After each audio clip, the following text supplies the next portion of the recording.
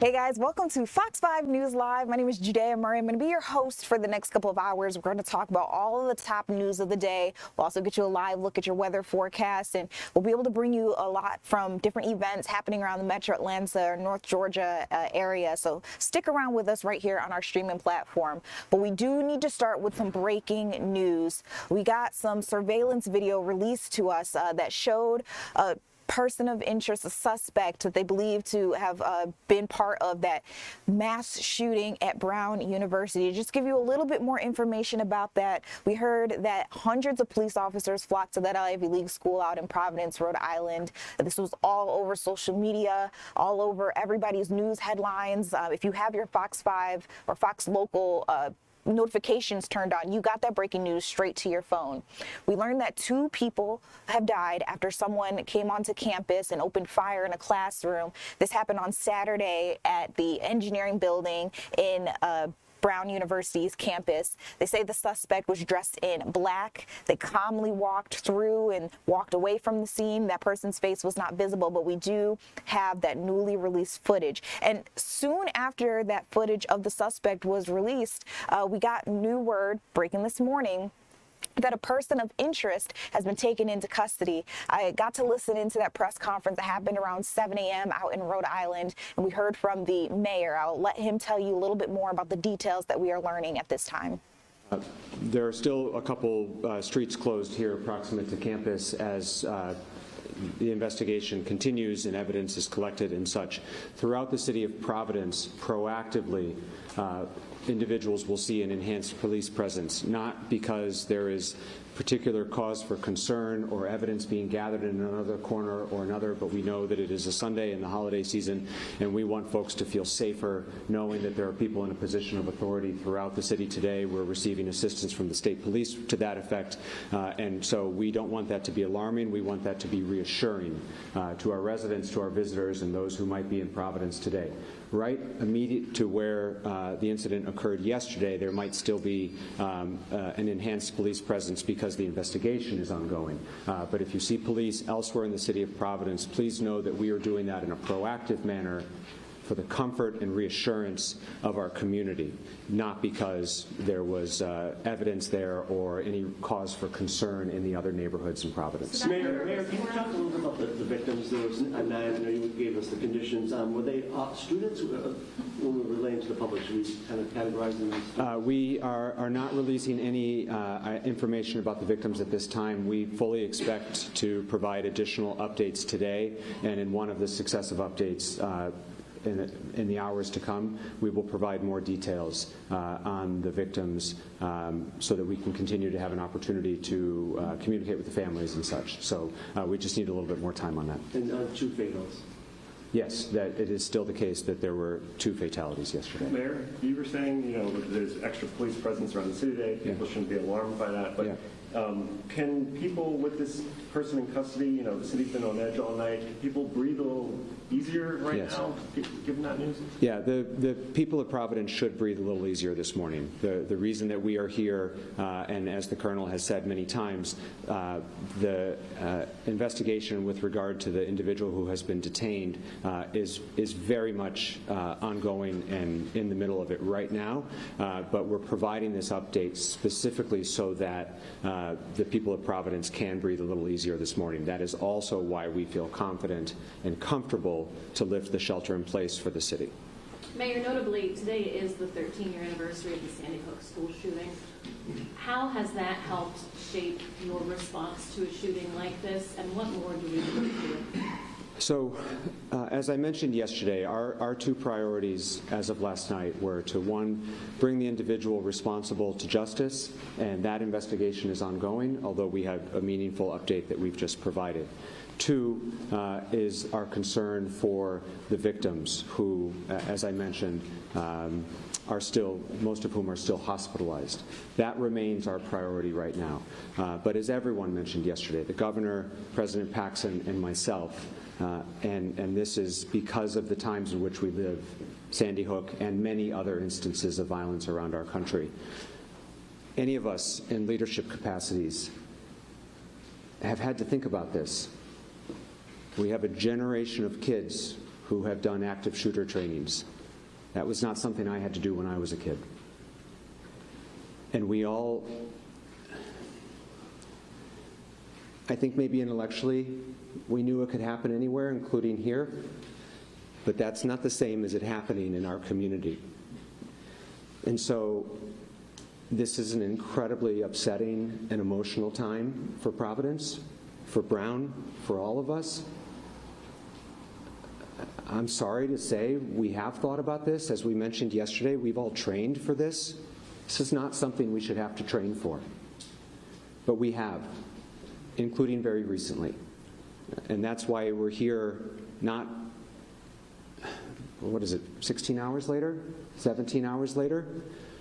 In a positive way, with an update and an investigation that has progressed very quickly.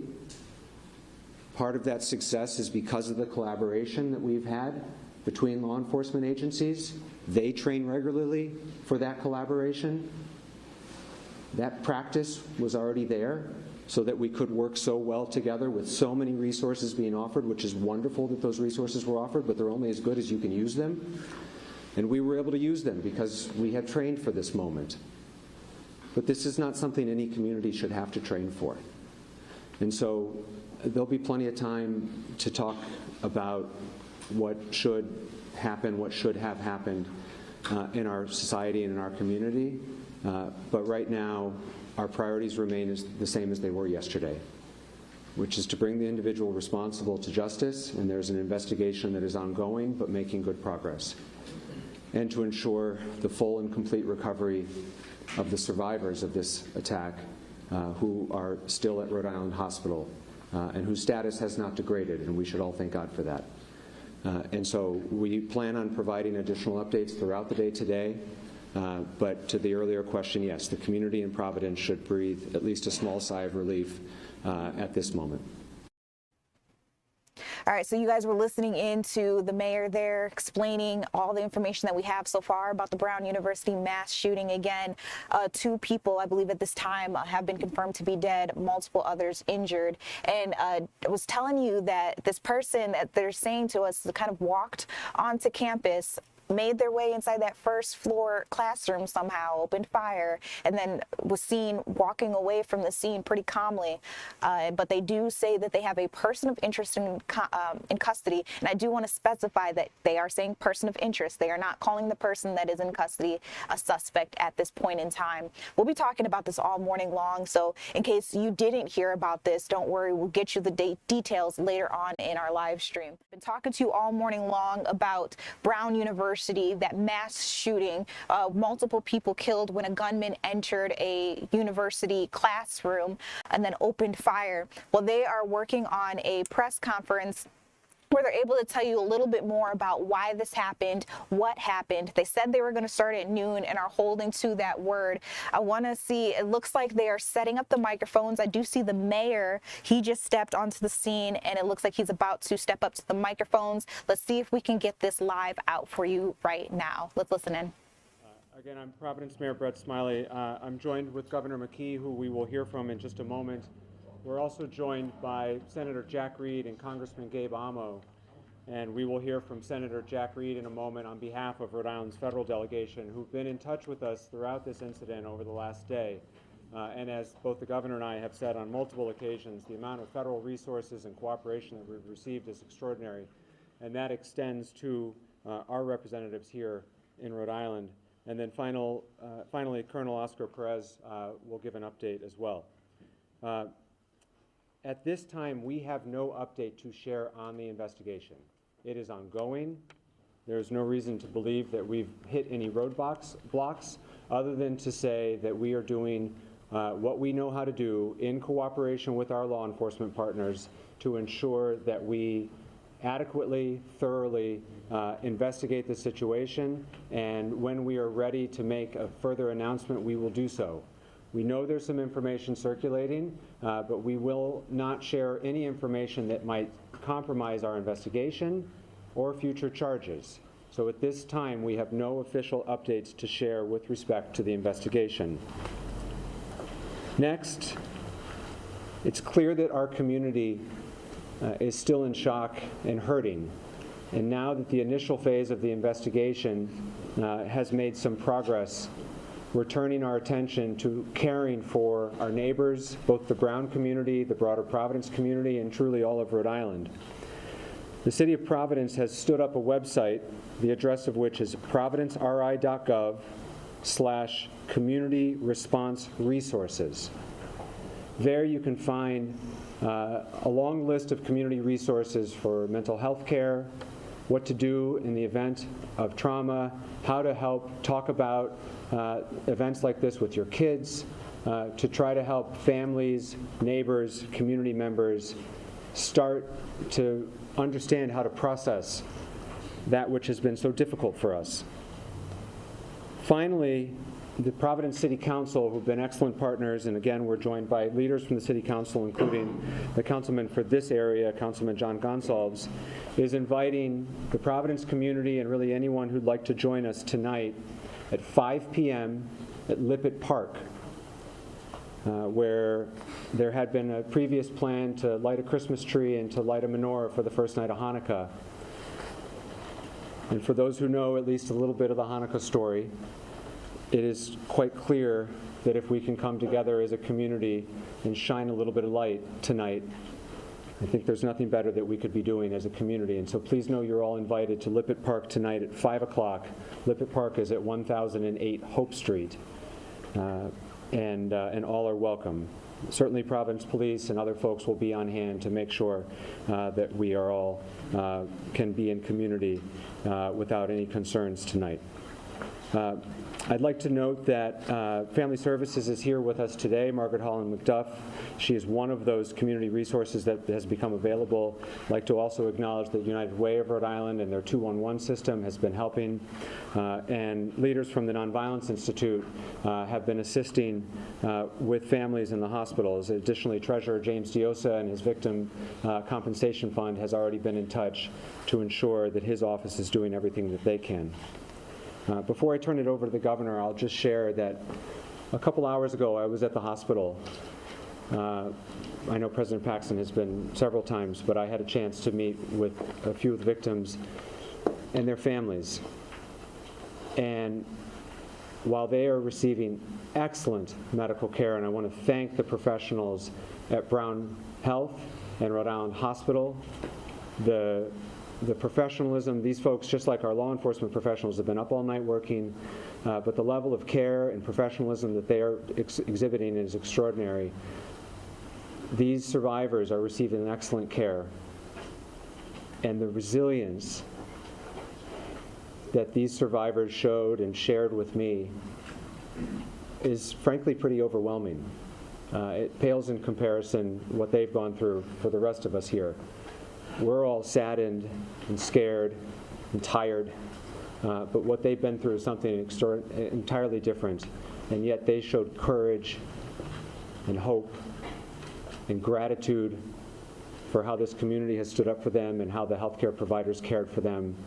A couple of the family members who I had a chance to speak with are so grateful for what they've seen and heard of the outpouring of support from this community, and so I want to relay that to all of you, that they're watching what's happening also, and their healing is improved based upon all of the positivity and love and care that they've seen from not just the Rhode Island community, but frankly the national community, and so thank you. Governor McKee has been an incredible partner through all of this, and I'm grateful for his leadership and the compassion that he's shown and the relentless focus he's had on those individuals who are recovering in the hospital right now, and I'd like to invite the governor to say a few words. So today, Brown students and the community is suffering, and they're in pain. So please let the President and the Brown community know that we stand with you. So as we start this second day of this tragedy, I do feel as though it's important to really point out Mayor Smiley and his team, first responders, state police and our federal partners, Brown University, the staff at the hospitals, and as the mayor said, the media who has been able to really put out the information that I'm sure is going to help accelerate the fact that we have someone in custody. The mental health support. The community needs our compassion and our support as the process of this horrific event unfolds. As governor and as a Rhode Islander, I get to speak on behalf of the people of the state of Rhode Island. As a dad, as a grandparent, it hits home to us, all of us, me included. While a suspect has been detained, our work as a state is not over. As governor, I'm committing to the city and to Brown and the broader community that has been impacted by this to make sure everyone who needs assistance, mental health assistance, can access them. Last night, we activated the state's trauma response team to help coordinate mental health resources with all partners. And to everyone in the nation, because this is a national event. I've had calls, like I said, personal calls with Hawaii, Dad that has a freshman at Brown University. To everybody out there in the country, please send your prayers here to Rhode Island. And to all Rhode Islanders, let's do what we do best. Let's stand by and support our neighbors when they most need it. And we stand ready to do exactly that. Thank you, Governor. I'd like to invite Senator Jack Reed to say a few words on behalf of the congressional delegation. On behalf of Senator Whitehouse, Congressman Magaziner, Congressman Amo, I first want to express our profound condolences to those families who've lost a loved one and to those families who are struggling with a seriously injured child. We offer not only our sympathies but our prayers for a speedy recovery. I must commend the leadership. Mayor Smiley has done a superb job. The governor has done a superb job. The President Paxson, and the Provost Doyle, have also stepped up and done a superb job. We are also, I think, particularly indebted to the police officers and the firefighters from Providence, the Brown University Police Department, many departments, both police and fire, from across the state of Rhode Island, our state police, and a special word of praise and thanks to our federal law enforcement officers, the FBI, the ATF. They have been instrumental, critical in the progress of this investigation so far. I received a call from Attorney General Pam Bondi, and I shared my praise and thanks for the assistance of federal authorities. This has been a horrible, terrible moment. But in moments like this, we see the best of Rhode Island. The firefighters, the policemen, the civic leaders, neighbors who come together. And let us celebrate that community. Thank you. Thank you, Senator. And finally, we'll hear from Providence Police Chief Colonel Oscar Perez. Thank you, Mayor. So yeah, the message is the same. I'll echo the message from the mayor earlier as far as where are we with the investigation. I'll tell you that right now the investigation continues to progress extremely fast. We're in the process of collecting evidence and seizing items that we need to see, search locations that we need to search. I want to commend the response, the quick response of ATF, FBI. As the items get seized and collected, obviously they will provide the resources and the equipment that we need to ensure that we have the right legal requirements and facts in order to be able to provide that so that we can move along. I also want to commend the Attorney General's office, who has been standing by us to ensure that our process is continuing in a proper manner.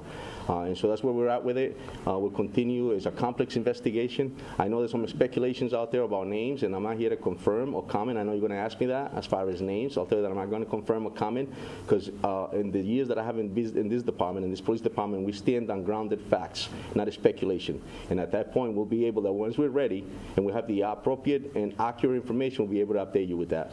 My goal is that we're able to have that information as soon as possible. But again, I tell you that respectfully, and I have the responsibility to respect the integrity of this investigation. I think that is complex. Any detective that worked last night and all the agents that worked last night, I have responsibility to respect the work that they're doing. And so when we're ready to provide you with that info and to come to or to give you the right info, I will make sure that you get that updated. So, Colonel managed to establish any connection between the suspect and the university. Why did the suspect target the university? So that's all part of the investigations that we're conducting. And again, it's complex, and we want to make sure that once we have, at the appropriate time, give you the accurate information, we'll be able to provide that information for you in that instant. Go ahead, John. Colonel,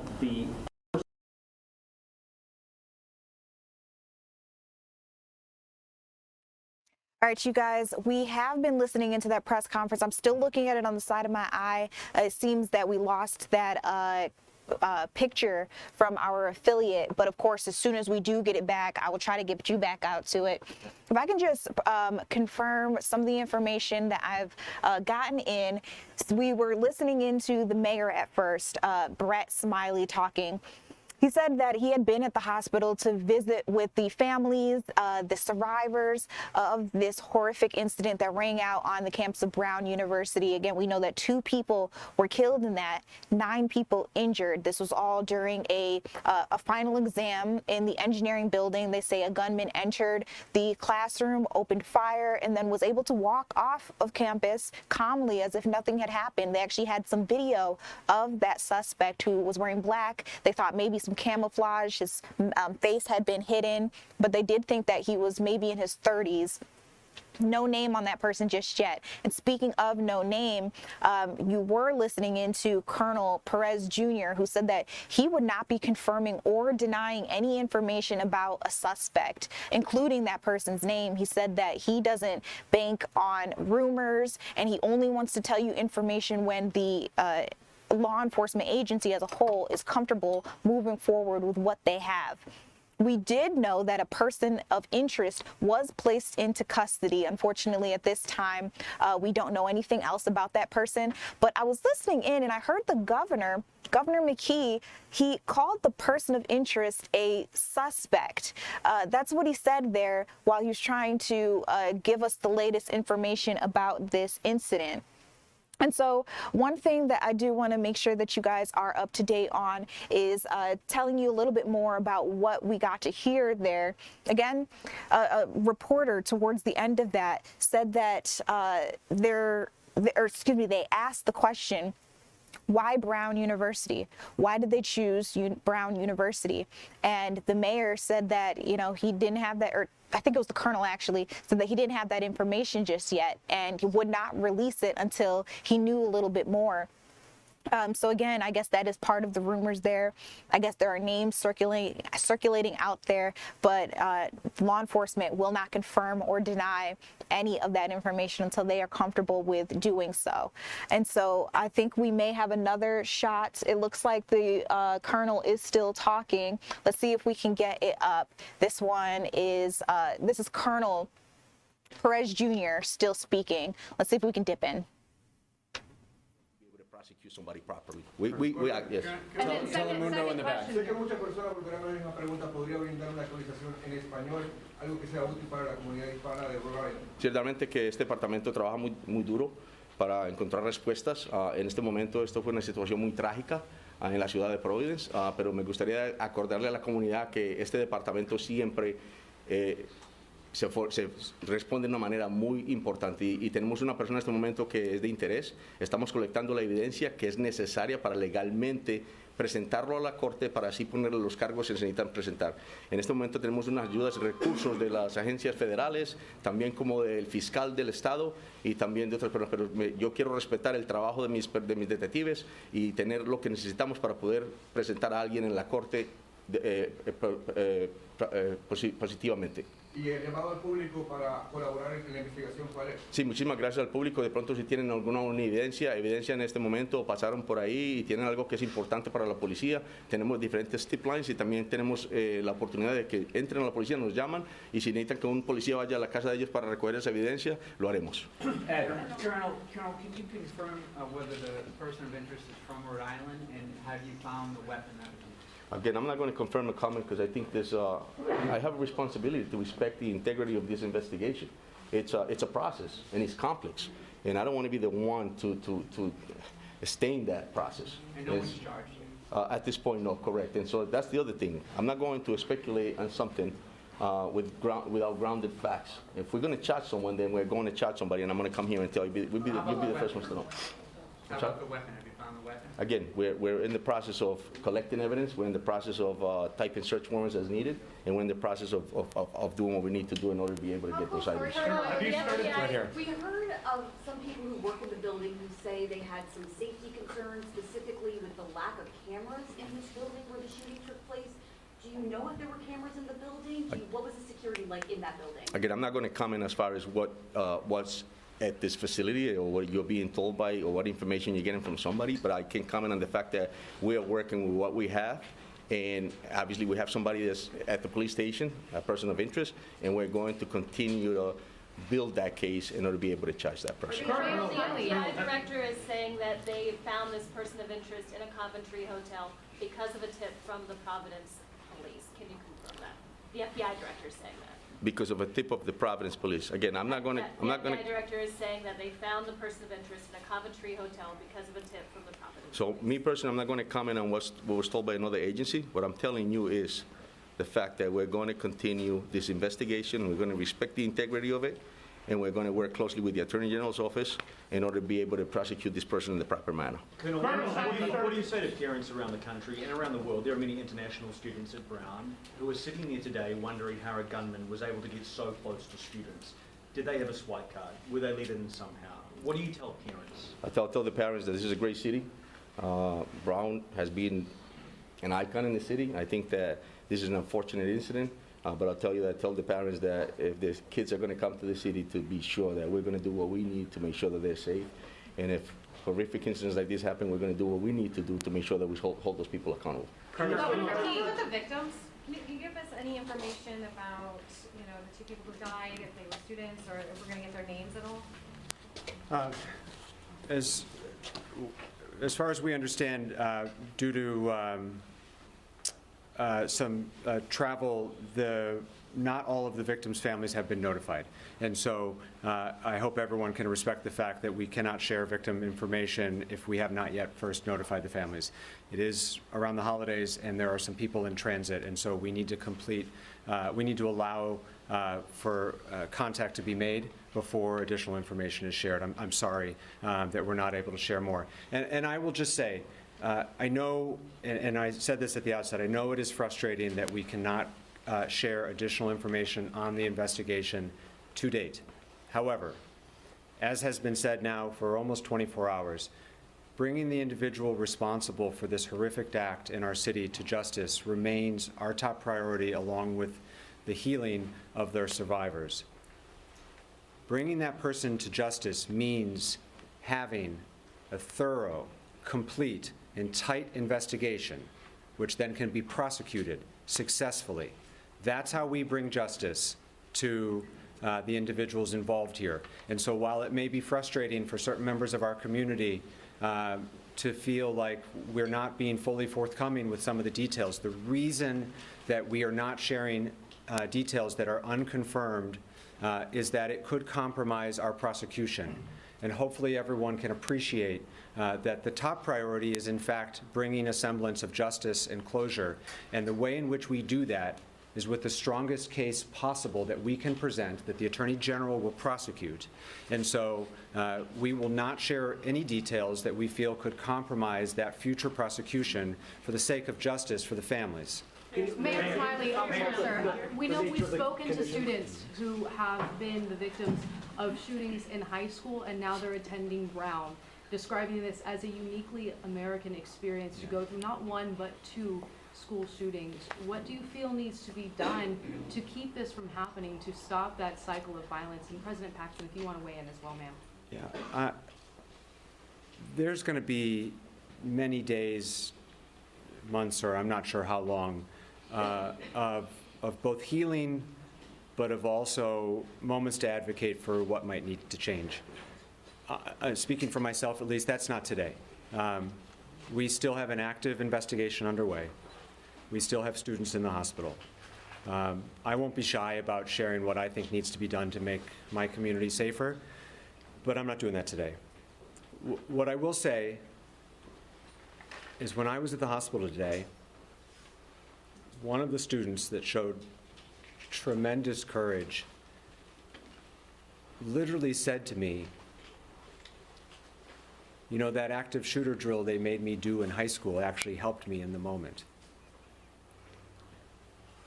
Which at the same time provided me hope and was so sad. We shouldn't have to do active shooter drills, but it helped. And the reason it helped and the reason we do these drills is because it's so damn frequent. And so there'll be plenty of time, at least from my office, and I don't speak for any of the other public officials there. They're welcome to share if they so choose. There'll be plenty of time to talk about what advocacy and policy changes should be made. But we're still very, very much hard at work at the task at hand, and that is to be able to bring charges forward on the person responsible. Sir? And then, can you just go through the nature of the conditions again? I know you did that this morning, but is everybody out of the woods? The conditions have not changed as far as I understand. And so, as was said earlier this morning, one individual has been discharged. One individual remains in critical but stable condition, and the other 7 are in stable condition. I will say I had conversations with 4 of the students, and they were talking to their healthcare providers, and so if there are status changes, we'll be sure to share them. Mayor, I have a question for you. People are asking, are you expecting to do continuous status updates throughout the day, such as this, or can they expect at a future press conference that there'll be additional information? What is your plan for keeping the public informed throughout this afternoon? Yeah, thank you. Our expectation is that this is likely our last press conference here at the Brook Street Fire Station. We set up here last night because we're on the edge of campus. There was a lot of work happening all around us. They're still processing evidence on campus, but that crime scene is wrapping up. Most of the streets, other than immediately outside of the building, have been reopened. And so we do expect to provide future updates. We will likely provide those at the Providence Public Safety Complex, and we will provide them as there are meaningful updates to share. I know that it can be frustrating for some when the update is that there's no update.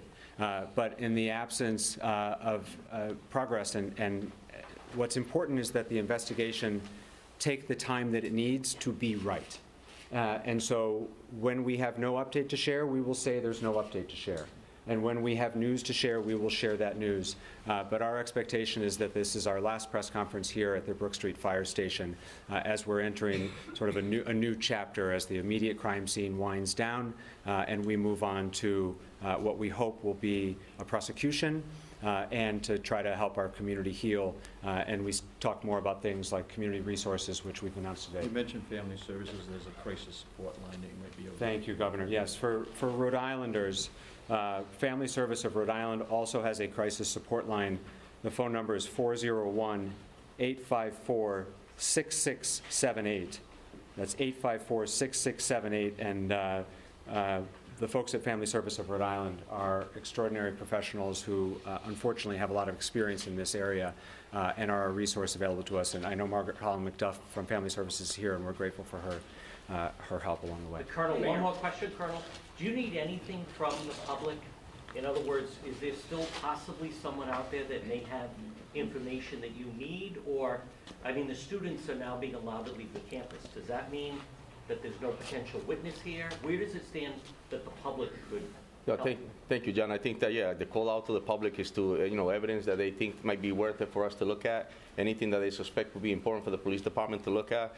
So we're definitely welcome that. And so the message is please reach out. I think that that's one of the strongest things the Providence Police Department has is the partnership that we have with our different community members, as well as different colleges throughout the city. And so if they think that there's something that's important to us, please send it our way, because we'll definitely use it. It might be something that's important that you may think is not, but for us it is. So. Colonel, can we describe him as a man in his 30s still? Can we still describe him as a man in his 30s, a person of interest? A man in his 30s? The person detained is actually a person in his 20s. Can you clarify, is this officially a suspect? Is this someone in custody? What should we call this person? Have they been arrested? You should call this person that we detain someone of interest at this point. Detain someone of What's the interest? difference? From what I understand, Brown has sirens on their campus, emergency sirens to alert people in cases like this. Did those sirens go off, and if not, why? So yesterday, when I don't think they went off, and I believe the fact is it was fast. We had a quick response here to the police department, but there was a message. I'm not sure if that call went out. So, Chief, I don't know if you want to add. The sirens did not go off. The original information that we received was from the officer who did not receive a call. The officer saw some of the students running from the location, and so it was an immediate response. Colonel, one more question. Hold on, John. Can you talk about just what went into alerting the greater Brown area community, people who aren't Brown residents, maybe RISD students or faculty, people in that area? What went into alerting others? For our community, it was our emergency notification system, some of which is shared by RISD. The rest was from the city of Providence. Colonel, can you just, Go ahead, please. I know Colonel Chapman or Perez. Can you tell us, does the person of interest have any connection to the Brown University community? And there was some report that he went into that building and he yelled in the classroom. Do you have any more information about that? So again, it's all details that are important. It's all part of the complex investigation that I spoke about earlier. I'm not ready to confirm or comment on any of that. Again, I got to respect the process. And so at this point, we're just going to continue like the mayor stated. It's complex, but we want to make sure that we have a successful prosecution. And that's more important to me than right now to give you something that just, it could, it's not a problem. Colonel, have you started a process of search warrants, any sort of legal process to sort of figure out any motive? Yeah, so at this point, we're coordinating with the Attorney General's office. We're working very closely with them. We're collecting evidence. We're in the process also of interviewing individuals. And so that's where we're at now. And it would be a state prosecution as opposed to a federal? That's correct, sir, yes. Colonel, the incident happened yesterday around 4 o'clock. Can you just touch on it? Sounds like within 12 hours, you had a person of interest. Could you just talk about Correct. that? It's That's just a short window. It's hard work. It's just, it's like, it's all hands on deck. An incident of this nature, I think, takes a lot of resources. I think the fact that we work closely with our federal partners and different municipalities, the men and women of the Providence Police Department, the detectives, outstanding work, and I think that's why we have been able to move forward as we have in progress in such a fast manner in order to have somebody detained at this point. President Paxson, Colonel please. Perez, under what basis are you detaining this man, and how long do you have to further the investigation until you either have to charge him or release him?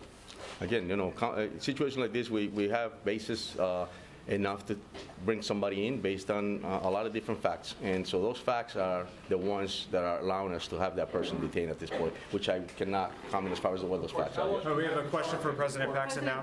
How long do you have to charge him before you have to release him? Again, it's moving pretty fast, and we will have an answer as fast as we can. So, President Paxson, if you can, we know that these students were studying for the finals in the midst of their schoolwork here, and now students have been told classes are canceled, finals are canceled. Can you talk about kind of the complete shift that this community is in right now, going from studying to now almost a ghost town as people are being reunited with their families? Yeah. So thanks for the question. It is a big shift and not the way we hope to end this semester, obviously. You know, I was in what we call the Ratty, or main dining hall today. There were a lot of students gathered there. They are amazing, and they're supporting each other. So they're good. Talking about the emotions you're feeling right now, because you care for the students. Yeah, I do. And, you know, right now, I think, as the mayor was saying, the students in the hospital, I talked to all but one of them, the students on campus, there's just a lot of gratitude right now, and they're remarkable. All right, that's it for now. We will keep you posted on future updates. Again, our expectation is that this is the last update here at the Brook Street Fire Station. If you are not yet on Josh's press list, Josh, raise your hand. He's there. That's how you will be apprised of future updates, and our expectation is that we'll be at the Providence Public Safety Complex for future updates. Thank you very much. Mayor Brett Smiley here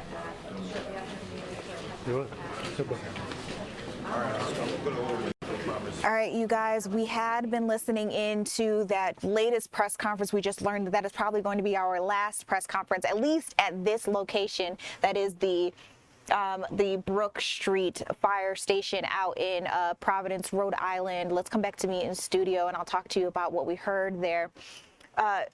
First, even though they said that there were going to be no updates in this Brown University mass shooting, we did learn, at least while they may not have been updates, we did learn some clarification in what happened there. So we knew that there were multiple people shot at and two people killed during this incident. We have since learned that of the victims that were taken to the hospital, one person is still in critical condition.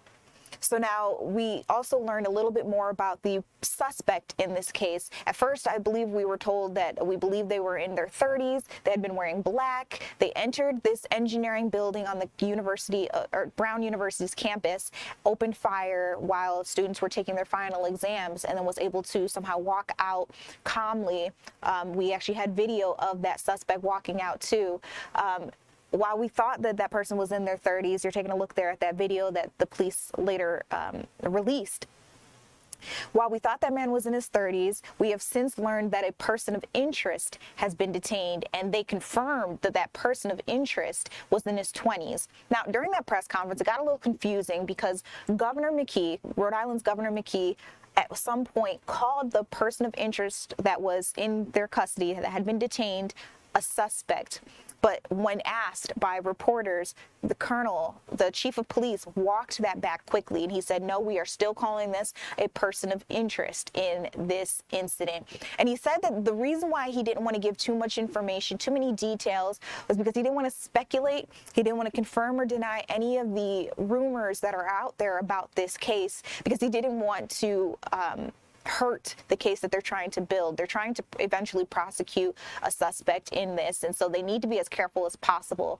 They don't want to shoot themselves in the foot legally, and then they won't be able to use some of the information that they're finding. But he also said that this was moving very quickly, which leads me to believe that they have more information than they are giving out, obviously, and that they're hoping to move forward with putting this person behind bars. So with that being said, they're still asking for people, anybody out there in Providence, Rhode Island that may have witnessed this, may have their own idea of who was involved in this. They're asking that you send those tips to their office so that they can, test them out, see what fits, see what makes sense. And then from there, they're hoping that they will be able to begin prosecuting this case as quickly as possible. Now, let's talk a little bit more. Reporters asked, well, why did the suspect choose Brown University? Unfortunately, we don't have an answer to that just yet. They also asked whether or not the person had direct ties to Brown University, that Ivy League out in Providence, Rhode Island. Again, unfortunately, we don't have much information on that. But what we do know is a little bit more about the victims in this case, some of the students who witnessed this horrifying incident that rang out. So not only did the mayor, Mayor Smiley, tell us that he had visited all of the victims and had been visiting with their family members at the hospital, but also the president of the university, Christina Paxson, said that she had visited all but one of those victims in the hospital. She said she had also held an event on the school's campus where she was able to talk to some students who were trying to come to terms with everything that they had witnessed out there. And in her time, first of all, she got extremely emotional for a second, and she had to take some time before she continued to respond. But she did say one thing that she is finding that has been so beautiful, it's kind of a silver lining in this, is that there is still so much hope within the student body. One thing that shook me to my core, and I'm hoping that eventually we can get this full press conference up online for you guys somewhere so you can watch it back. But one thing that shook me to my core was Mayor Smiley saying that while he was visiting one of those students in the hospital, they told him that those active shooter drills that they had been practicing in high school helped during the situation. And, you know, that's such a hard thing to hear, because this is something that none of us want to be doing here in America. We don't want to have to put our students, our little ones, through these traumatizing experiences, even when something isn't actually happening. But can you just imagine that?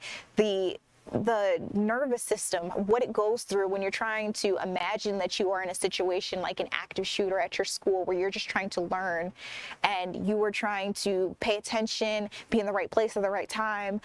Hopefully you're not goofing off, but sometimes that happens too. And then what happens when it really is real? And that was the case there for those students out at Brown University in Providence. And so again, that student just being transparent, saying that he felt that the active shooter drills that he had done in high school really helped him prepare for this moment that honestly just never should have come. So we're still working to learn a little bit more information about that suspect. I have a feeling this is going to continue to be the top story all across the nation, even here in Georgia, even though this happened all the way in Providence, Rhode Island. Because anytime a mass shooting happens, we all should be wrapping our arms around the community, loving our loved ones a little more deeply, being happy that we're able to still go home to and care for our loved ones. So just let me re-rack what we learned during that press conference. The mayor said that there was no update, but we did get some clarification. So between calling the person that's in custody a suspect or a person of interest, we have now learned that we should still be calling them a person of interest. We don't have any identifying information on them except the fact that they are in their 20s. Colonel Perez Jr. also said he would not be confirming or denying any rumors speculating about who the person is, what ties they do or don't have to Brown University. You're taking a look at some video from the university that was captured on campus after that shooting rang out. I believe it happened anywhere between the hours of 4 and 5 p.m. on Saturday yesterday. If you had your Fox local notifications on, you were alerted as soon as we knew that there was an active shooter on campus. I remember getting the notification on my phone. I happened to be driving. I looked down and I saw that popped up on the screen there, and had to check in with our station to see what we knew at that point in time. The mayor also told us that he's been at the hospital to visit with the victims and their families. He talked to that one student who said that active shooter training in high school seemed to really help him in that situation. And that's how he felt he was able to make it out. And then they also said that this was going to be their last press conference that they were going to be holding at the Brook Street Fire Station, hoping that they could begin prosecuting this case sometime soon. Again, they have not confirmed or denied whether that person of interest that they have in custody is their suspect. They have not confirmed or denied that information. And again, they're still asking for people to send them any tips that they can in order to help them build their case.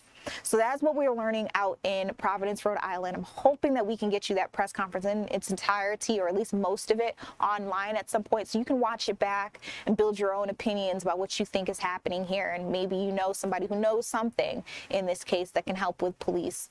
I just want to let you know we are praying for any family, friends, colleagues, anybody who knows somebody who experienced this tragedy out at the university. I've been watching my social media feeds, learning that even I have ties to some people that were part of this. Thankfully, weren't in the room when everything happened. But I want to give a quick shout out to the Brown Daily Herald. That is Brown University's student-led newspaper. I was looking online and they have been collecting how do I want to say this? Kind of like confessionals from people who were in the classroom or were nearby in their dorm rooms when all of this rang out. And I just want to read a couple to you, and I'll also let you know the editor, the student editor that put it together, because like I said, they're just doing an incredible job, these student journalists, covering a horrific incident that came to be on their campus. So let's start with University News editor Ian Ritter. At 11:31 a.m. today, he put in an update to this article, which, by the way, the headline on it is "Live Updates to Deceased Person of Interest in Custody in Active Shooter Incident." So Ian interviewed Spencer Yang from the class of 2029, and Yang says that he was shot in the leg after the gunman entered the room. They actually gave us the class that this happened in Econ 0110, this Principles of Economics, said that he was in his final exam review session when all of this happened. If I can give you a quote here, again, this is Ian Ritter who wrote this, a student. "Just as we're getting ready to leave, we hear gunshots," Yang said. "So everyone kind of scrambles to try and get to the front of the class and hide." Yang goes on to say, "I didn't make it all the way to the front, so I kind of lay between some seats. Then the shooter came in, started shooting. I got hit in the leg." The article goes on to say, Yang said there was a moment of silence and then he heard screaming. And after the gunman left, Yang tried to help other students. Some of the students around him were seriously injured. He goes on in a quote to say, "I tried to keep some people conscious and keep them awake. People who were more injured than I was. I was fine. I pulled myself up and could move around well."